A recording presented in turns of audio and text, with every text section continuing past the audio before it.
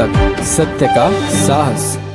नागपुरातून एक हृदयद्रावक घटना समोर आली आहे। यशोधरानगर पोलीस स्टेशनच्या हद्दीतील भिलगाव परिसरात अंगावर वीज पडल्याने एका 15 वर्षीय मुलाचा जागीच दुर्दैवी मृत्यू झाला आहे, तर दुसरा एक मुलगा गंभीर जखमी झाला आहे। मिळालेल्या माहितीनुसार काल सायंकाळी 5:45च्या सुमारास नागपुरातील भिलगाव परिसरात जोरदार पावसाने हजेरी लावली। यावेळी विजांचा कडकडाट सुरू असताना हस्तिनापूर रोडवर असलेल्या एका कडुलिंबाच्या झाडावर अचानक वीज कोसळली। दुर्दैवाची गोष्ट म्हणजे पाऊस असल्याने या झाडाचा आधार घेण्यासाठी 2 अल्पवयीन मुले तिथे उभी होती।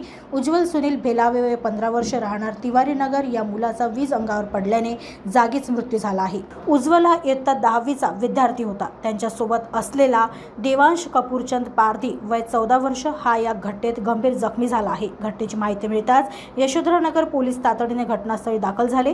पोलिसांनी मृतदेह ताब्यात घेऊन शवविच्छेदनासाठी कामठी येथील शासकीय रुग्णालयात पाठवला आहे, तर जखमी देवांशवर आशा हॉस्पिटलमध्ये उपचार सुरू आहेत।